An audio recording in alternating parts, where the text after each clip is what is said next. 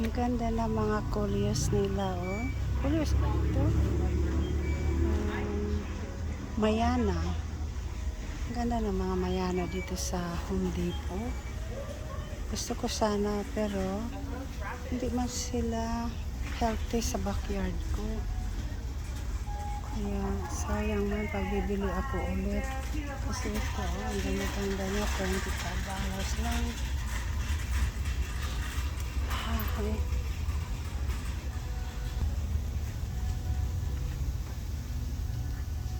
Andito ako ngayon sa Home Depot sa aming area.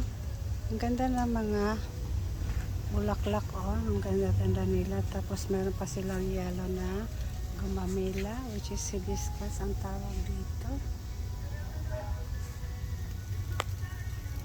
Naghahanap ako ng alocasia, pero wala silang alocasia. Kahit sa loob yung mga philodendron, wala din sila.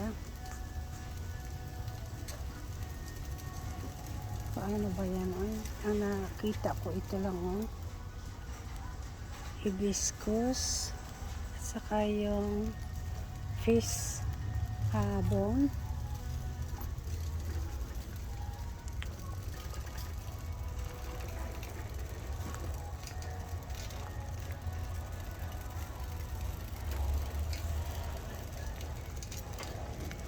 Ayan sila, oh, ang gaganda. Pero hindi ko type ang mga halaman na ito.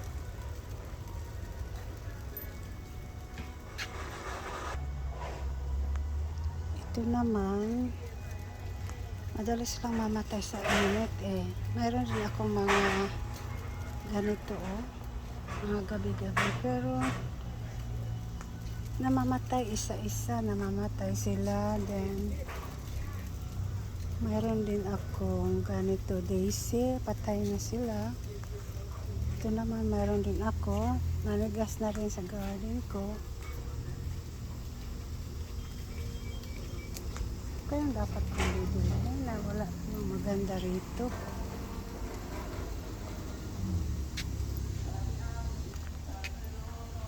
Colorful pero hindi ko type sila.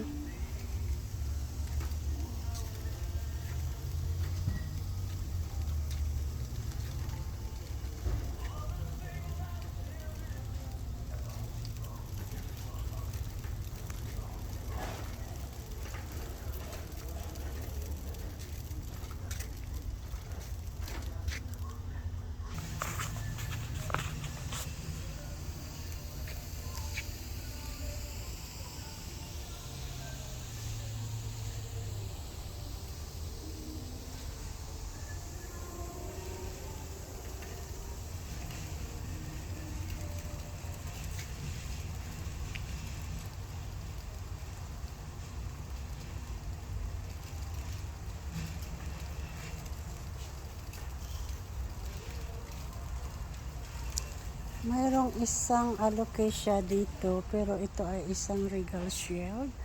At marami ako niyan sa bahay.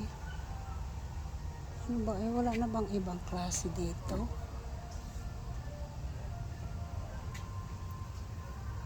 Pasok ako sa likod, ibalik ko yung fishbone ko kasi parang gusto ko ito ba?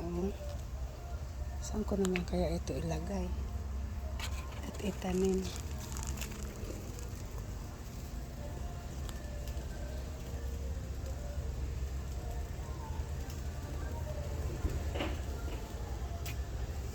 Yan yatang fishbone ang kailangan ko. Ito ba?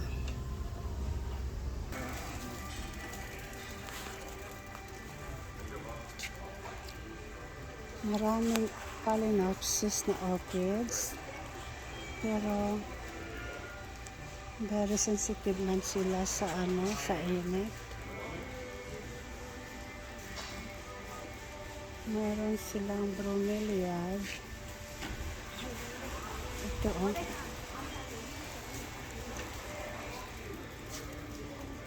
Itong bromeliad na ito, ang ganda ng bulaklak, oh. Pero $20. Hindi ko gusto ang design ng dahon at saka kulay. Pero yung bulaklak niya maganda. Ayan oh.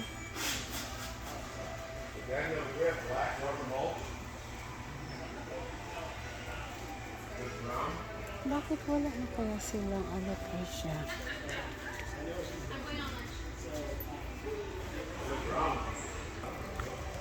Ang dami namang mga snake plant, hindi ko rin yan siya type. Saka itong mga succulent, marami din ako sa garden ko. Hindi ko sila type.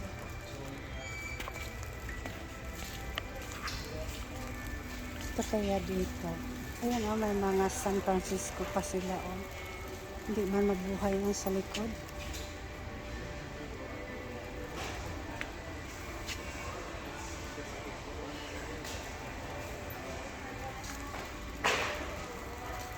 Ito, alopecia regalsia, $20 lang siya. Ay, ang dami ko nito eh. Merong isa doon.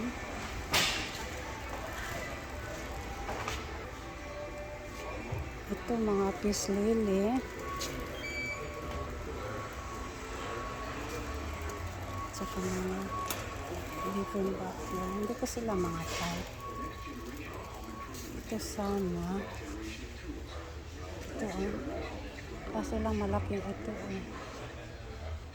Okay guys, dito na lang. Sige, thank you sa panood.